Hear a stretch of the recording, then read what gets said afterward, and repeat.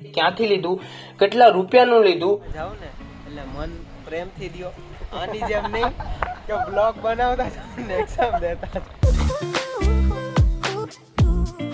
તો ભાઈ લોકો કેમ છો બધા? ગુડ મોર્નિંગ બધાને. આઈ હોપ તમે બધા મોજમાં જ છો. અને ભાઈ કેટલા દિવસો પછી આપણે સ્ટુડિયોમાં વિડીયો શૂટ કરીએ છીએ, કેમ કે ઘરે કામ હોવાથી એક્ઝામ હતી એ બધા માટેમાં આપણે છે ને ભાઈ ટાઈમ મળ્યો જ નહીં કે ભાઈ આપણે સ્ટુડિયોમાં આવી સેટઅપ કરીને જો હે ભાઈ વ્લોગ બનાવીએ. પણ આજે ફાઇનલી કાઢી લીધો છે ટાઈમ, થોડું ઘણું એટલે કે મોસ્ટ ઓફ કામ ઘરનું થઈ જ ગયું છે. મેં વિચાર્યું કે થોડોક ટાઈમ મને મળ્યો છે તો ભાઈ અભયનું આપણે જે કામ છે એ પતાવી નાખીએ પહેલા, જે કે ગિટારનું. જે આ ગિટાર છે ને ભાઈ અભયને હવે આપણે મોકલી દઈએ, કેમ કે હવે બહુ જ હેચવું છે આને. અને હું એવું ઈચ્છું છું કે આ હે ને સહી સલામત છે ને ભાઈ અભયના સ્ટુડિયોએ પહોંચી જાય. તો એટલા માટે અત્યારે હું બેગ નથી લેવાનો, કેમ કે ગિટાર લેવું હોય તો બેગ નહીં આવે. તો આ એક સિંગલ બેગ લઈને આપણે અત્યારે હું રેડી તો થઈ જ ગયો છું. આપણે નીકળશું અભયને સ્ટુડિયો માટે, અને પછી ત્યાં નીકળીને તમને વાત કહું બધી હું છે ને હું નહીં. અભયને પણ હું આઈ થિંક 15 દિવસ થઈ ગયા નથી મળ્યો. તો હાલો આપણે મળીએ, ત્યાં જ વાતું કરીએ ને બધી. અહીંયા કઈ વાત કરવાનો મિનિંગ નથી બનતો. તો ચાલો હું તમને મળું ડાયરેક્ટ અભયને સ્ટુડિયોએ. ચાલો લા પણ બા આવે શાંતિ રાખો ને, મરી ગયા કૂતરા દેખા નથી જોયા.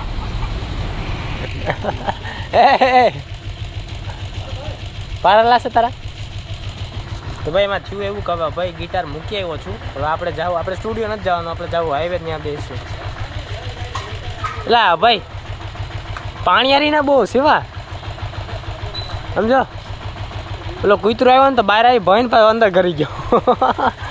હરા હરમ કરો, હરમ હકાવીને મારે કા ગાડી હલાવીને કંટાળી ગયા.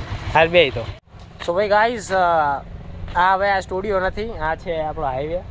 મેઇન સ્ટુડિયોમાં નથી ગયા, કેમ કે ભાઈ સ્ટુડિયોમાં જવું ને આવવું ને એ બધું કરતા એના કરતાં ભાઈ કે મારે દુકાને જવાનું છે. તો એટલા માટે ગીટા તો એને ગેટે જ આપી દીધો હતો. હવે ભાઈને મળાવીએ. ભાઈ કે શું હાલે તારા? હું હાલે શું તારે? એટલાથી શું કર્યું? શું તે હે તે જુનાગઢમાં શું કર્યું? જુનાગઢમાં શું કર્યું હોય? એક્ઝામ હતી આપણે 4 દે. શું કર્યું હોય તું વિચાર કર. લાગતું તો નહોતું કે તું એક્ઝામ તો રખવા ગયો તો ભાઈ. એટલું રાખ્યું હે ને એક્ઝામ કરતા હે ને વ્લોગમાં હે ને રખડવાનું વધારે.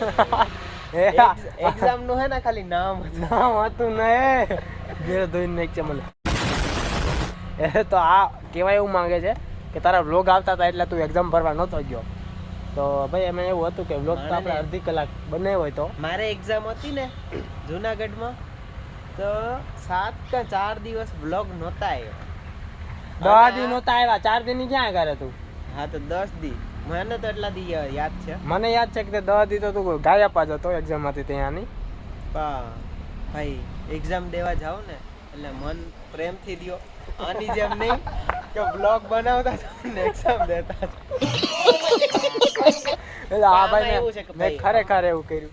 આમાં એવું છે કે ભાઈ અમારી પાસે છે ને એવી શક્તિ છે. હા 2 કલાકની અંદર છે ને કવર કરી લે. એટલા માટે આપણે હાલે બેને. તમે એવું ન કરતા બરાબર, કેમ કે પછી ભાઈ તમે અમારી કોપી કરવા જાઓ અને છેલ્લે ગોબા ઉપડી જાય, કેટી બેટી આવી જાય. એટલે હે અત્યારે મેં આ રીતના તો એન્જોયમેન્ટ કરી જુનાગઢમાં. ભલે હું ફર્યો છું, મેં એક્ઝામ એ દીધી. તો હવે એક્ઝામનું જ્યારે પેપર આવશે ને ત્યાં જોજે ક્લાસમાં જોતા અમુકને ફાટીને હાથમાં આવી જાય કે ઓલો મારો હારો ક્યારેય આવતો નથી. એક્સટર્નલમાં રાખીએ એમ કે પેલા વ્લોગ બનાવે હે એક્ઝામ ના દિવસે તે હસી મજાક કરે, પાસાઈ થઈ જાય. અને મારા જેવા બોગા 12 કલાક વાંચે હે તોય હાડા પાસ નથી થતા. તો એ એક થોડુંક એ લોકોને ફૂટી જાય નીચે બમ મોટા મોટા. કાંઈ વાંધો નહીં. એને એવું જ કેવું હોય કે ભાઈ તમે હે ને આમ વધારે સ્ટડીની પાછળ ન ભાગો, થોડુંક એન્જોયમેન્ટ કરો, થોડુંક માઇન્ડથી કામ કરો. તમે ગધા મજૂરી ન કરો. હાલો ભાઈ કહેવાય ને કે નહીં રેવા દે ને થોડોક ઓકવર્ડ થઈ જાય. રેવા દે. તો ભાઈ અત્યારે હે ને 3:10 થઈ. ભાઈને 3 વાગે તારે શોપે જવાનું છે ને, તારે ફેક્ટરીએ જવાનું છે. તો ભાઈ એના ફેક્ટરીએ જાય. હું અત્યારે એને ગેટે ડ્રોપ કરીશ. અને આપણે તો હજી ઘરે કામ જ છે. હું અત્યારે લેવા આવ્યો તો ગેંડીના જે પાઇપ છે ને એટલે નળ આવે ને એ લેવા હતા ભાઈ મારે. હવે મને અત્યારે ખબર પડી કે પપ્પાએ લઈ લીધા છે. અત્યારે હું અહીંથી લઈને જાત ને પૂછા વગરનો તો 2 ભેગા થાત ને મને લેતી નોખો ઘરે. જલ્દી જઈને દઈ આવ પાછો. એટલે હે ને આપણે એ કામ પતાવી નાખ્યું છે. હવે આપણે જાવું ઘરે ડાયરેક્ટ. તો હું તમને ડાયરેક્ટ ઘરે જ મળું બરાબર. તું કાલે મળીશ, કાલે જોઈએ બરાબર ને? ચાલો મળીએ તમને. તો ભાઈ લોકો આ ગ્લવ્સ લેવા આવ્યો હતો અને આ એવડા ગ્લવ્સની પ્રાઇસ 40 રૂપિયા. ઓહો, લૂંટવાના ધંધા કર્યા હો ભાઈ.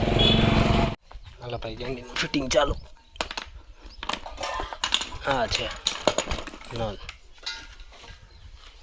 આઈ કાપવું પડે.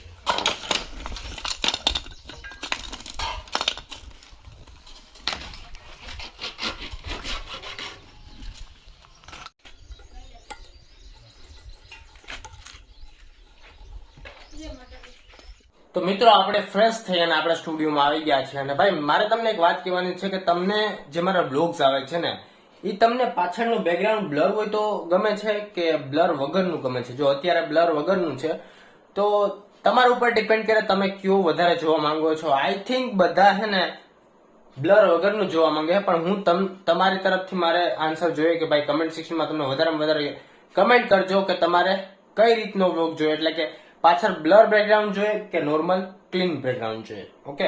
અને હા ભાઈ, મારા સ્ટુડિયોમાં જે હું યુઝ કરું છું મારું હેલ્મેટ સ્ટીલ બર્ડનું છે, S20 હે ભાઈ.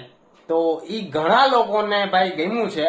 અને હું જયારે મોટો બ્લોગિંગ માટે જતો હોય ને તો પણ છે ને મને લોકો પૂછે કે ભાઈ આ હેલ્મેટ છે તે ક્યાંથી લીધું, કેટલા રૂપિયાનું લીધું અને ભાઈ આ કેવું છે. બરાબર, કેવું છે એટલે કે ભાઈ આમ સેફટીમાં સારું છે કે નહીં, તમે ક્યારેક એક્સિડન્ટ થાય તો તમારી સેફટી છે કે નહીં આમાં, તે બધું મને પૂછતા હોય. તો મેં ભાઈ કીધું કે મારો એક વિડીયો છે હિન્દી બ્લોગમાં, તો તમે જોઈ લેજો. પણ ઘણા લોકો છે ને ભાઈ આની વધારે પડતા છે ને પ્રાઇઝ જ પૂછે મને કે ભાઈ આ એવું હેલ્મેટ છે આમાં સ્પોર્ટ લુક વાળું, તો તે કેટલા રૂપિયાનું લીધું અને ક્યાંથી લીધું. તો ભાઈ આ છે ને એમને 2000 ની અંદર લીધું છે અને ફ્લિપકાર્ટ થી મેં ઓર્ડર કરેલું છે.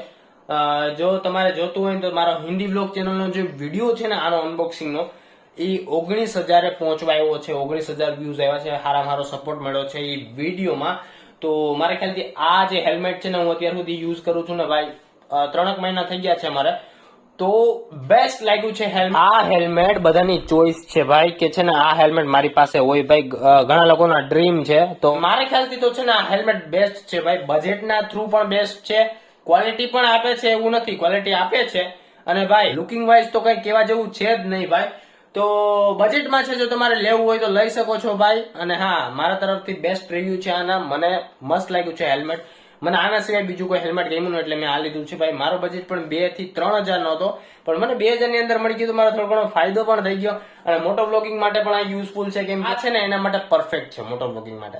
તો એ થોડુંક છે કે ભાઈ આ હેલ્મેટ મને બહુ ગમ્યું છે. અને અહીંયા છે ને ધૂળ વાળું હોય થોડુંક બહાર ભાઈ.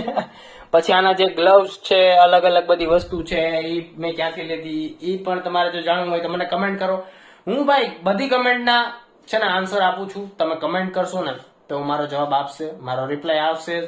અને મિનિમમ ટાઈમમાં એટલે કે 1 દિવસની અંદર રિપ્લાય હું આપું જ છું. તો ભાઈ કમેન્ટ કરો. અને બસ આજના વ્લોગમાં બસ આટલું જ, કેમ કે ભાઈ ખરેખર આજે મોસ્ટ ઓફ કામ પતી ગયું છે. 2-3 વસ્તુ બાકી છે. જે મેઇન વસ્તુ છે એ અમારો ગેટ લગાડવાનો. ગેટ અત્યારે હજી લાગ્યો નથી ભાઈ. એનું પેલા સેટઅપ કરવાનું છે, પેલા એ બેસાડવું પડશે. આખું જે છે એ કોન્ક્રીટ બનાવીને પછી ગેટ લાગશે. તો એ કાલે કામ થશે. આઈ થિંક મને એવું લાગે કાલે બધું કામ થઈ જશે.